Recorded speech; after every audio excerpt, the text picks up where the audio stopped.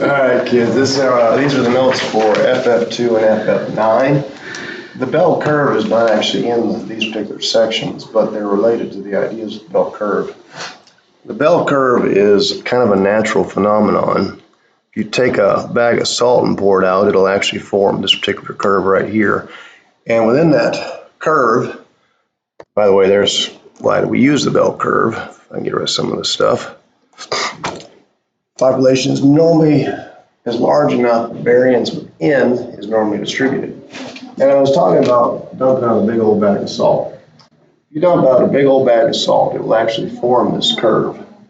And within what we call one standard deviation of the mean, you'll find that there are 68% of the salt is there. Within two standard deviations of the mean, you'll find that 95% of the salt is there. It's kind of an interesting concept. That's something that we're talking about. Salt here actually applies to populations in general. And within three standard deviations of the mean, let me finish off these two sigmas. In three standard deviations of the mean, you end up with 97.7% of the salt.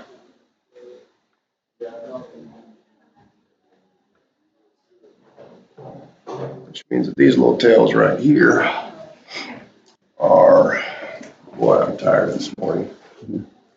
2.35 there. I'm too tired to do this in my head right now. I think I know this better. I've seen variations of this. That's 1.35. I don't know what I'm doing. 1.35% piece. Now, the lessons like what you're about to learn actually isn't about this, but this is something you need to know. It is. It's a very important concept in statistics. Like I said, almost all large populations follow this model. Of course, you're like, I'm putting things up here like sigma. Like, what's sigma? That's what we call a standard deviation. But anyways, some of you guys have done the IXL stuff on that, some of you haven't. So the first thing is IXL FF2, which is variance to standard deviation. And I'm not going to teach you how to do this by hand. If you're going to major in stats, try to do this the way IXL shows it. Don't do it the way the UTM teacher teaches you next year. Standard deviation is how numbers vary amongst themselves, which is kind of a weird definition. It is. Here's an example of that. Say that the average of a recent test is 55 with a standard deviation of 9. Well, what does that mean? Well, I can go back to that example of the bell curve that I was just showing you. It means that 68% of all test scores were between a 55 plus or minus a single standard deviation. So 55 plus or minus 9. This little interval scores right here represents 68% of all scores. It's kind of interesting. You talk about going two standard deviations, that would be 95% of all student scores. And 95% of all student scores would lie between 37 and 73. And if you want to talk about three standard deviations, which would be 97.7% of all scores, it'd be plus or minus 3 of them 9s. So this would contain 97.7% of all scores.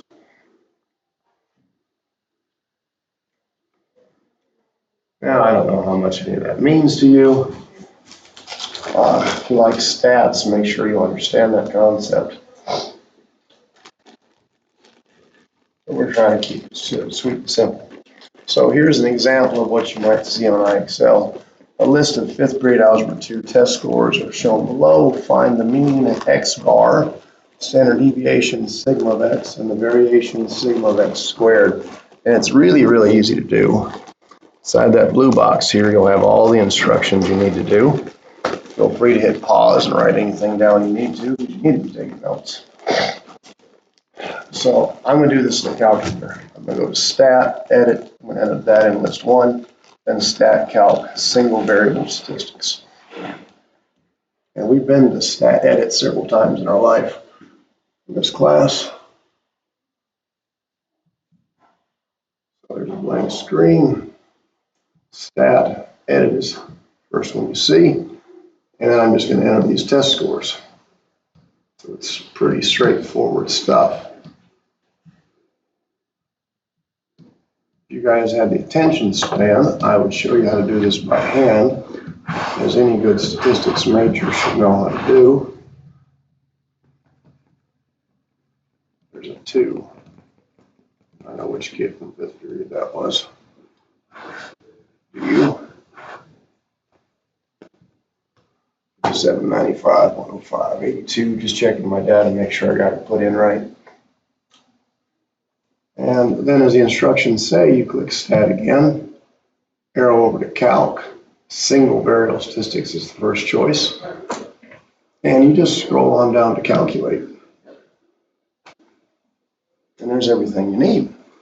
That'll give you your mean, and it'll give you your standard deviation. It does not give you variance. So you do have a little bit of work to do to variance.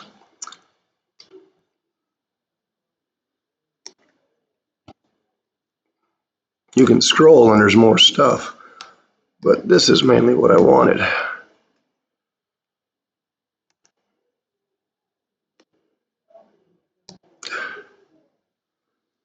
So there's my mean right there. There's my standard deviation. And if I want my variance, variance is sigma x squared. So I'm going to take that little 32.6058353, and I'm just going to square it. That's all I'm going to do. These usually come out to be whole numbers. They're supposed to be. Sometimes you just have to round to make them whole.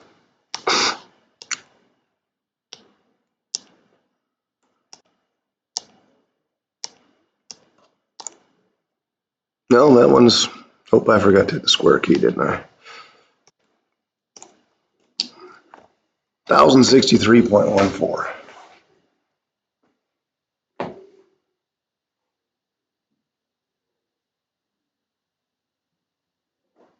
And round however IXL tells you to round, okay? Just round however IXL tells you to round. That's how you find mean, standard deviation, and variance in a TI-84. Pretty simple. All right, here's the notes for FF9. And I'm going to do this the way you should learn how to do this, but this is not how you'll be taught in dual enrollment. So let me do a classical example here how to do this. Out of, here's our example, of 340 Dresden High School students, a random sample of 25 students' most recent math tests are taken. The sample is discovered to have a mean, mu, of 54.3 with a standard deviation, sigma of x equals 4.72. Construct a 95% confidence interval for the DHS population. You know, what is a confidence interval? So this example is talking about a sample of Dresden High School student body. And a confidence interval states that you are in this particular one, this is a 95% confidence interval, states that you are 95% confident that the true average of Dresden High School is somewhere in an interval that you actually give back. It's not too hard to find a confidence interval. In my day, we would use tables and stuff, and I've got them on these notes. Confidence interval is the mean plus or minus a z-score times standard deviation divided by the sample size. SBA will meet tomorrow at 7:45. Ms. Dresden pageant forms are also in the office. I gotta wait for Coach Tomorrow Carroll. is last day of Beta Week, and it's pajama day. Cover a section of the hallway with paper where students can shout out to a person who did something great or noteworthy. Also, Lady Lions finished their season yesterday.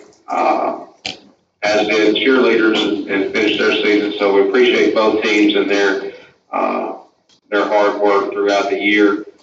Shout out to our seniors, Lucy Curry, Maggie Oliver, and Keely Swassel. Also to Gracie Wilkerson, Autumn Brackett, and Abigail Ferris for everything that they've done throughout these last few years and represent Dresden High School. We'll now have our moment of silence. All right, pass that. So I have a mean here, which is given in the text of 54.3, plus or minus some z-score. Now, I asked for a 95% confidence interval. So, Please rise for the pledge. I pledge allegiance to the flag of the United States of America and to the republic for which it stands, one nation, under God, indivisible, with liberty and justice for all. Sorry to all our children. Anyways, 95% confidence interval, we go to a table if we do this the classical way. And we look up the z-value, which is 1.96, times the standard deviation, 4.72, divided by the square root of the sample size. And this sample was 25 kids. And this is going to give me my interval, my confidence interval.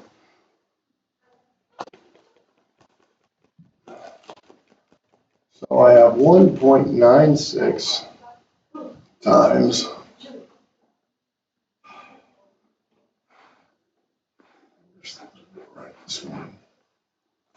4.72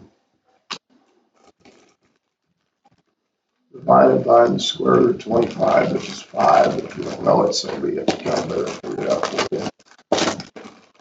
1.85024.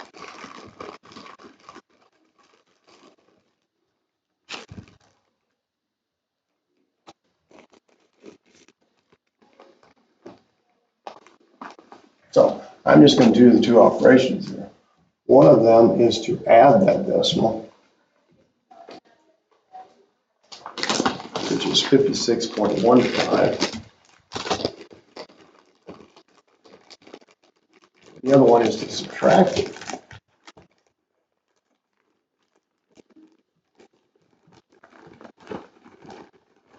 which is 52.45.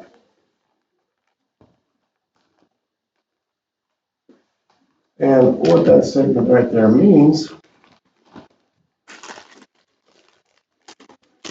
is that we're 95% confident that the actual average for the Dresden High School math tests lies somewhere between 52.45 and 56.15.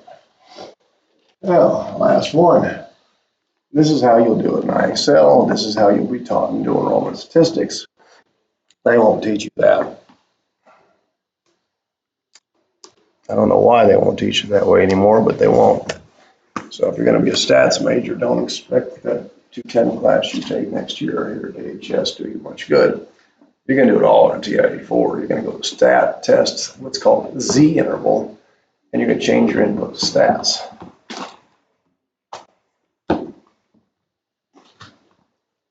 So I have a sample problem here. I can get my technology to agree with me. That is.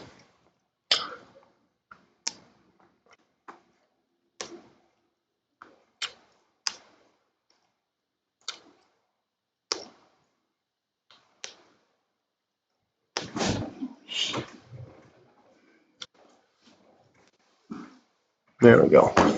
We have 40 kids, a sample of 40 kids from DHS, and we're looking at their math ACT subscore. It was found with a mean was 17.6. I'm going to write that down because this calculator's going to get my way.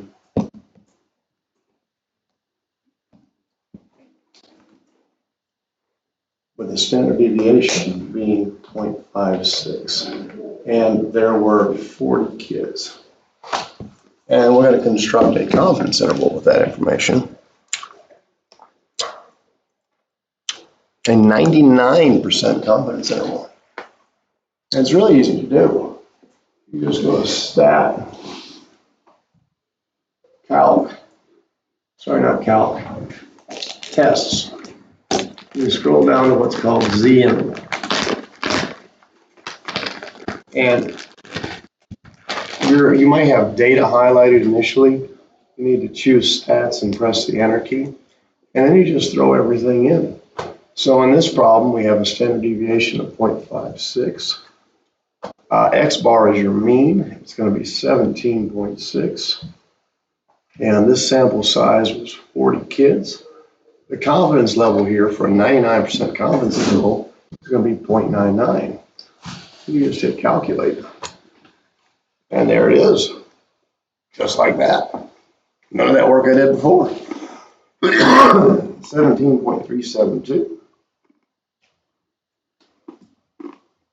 17.828. So the true mean for the entire population of Dresden High School on the ACT subscore lies between 17.3 and 17.8. At least you're 99% confident in that statement.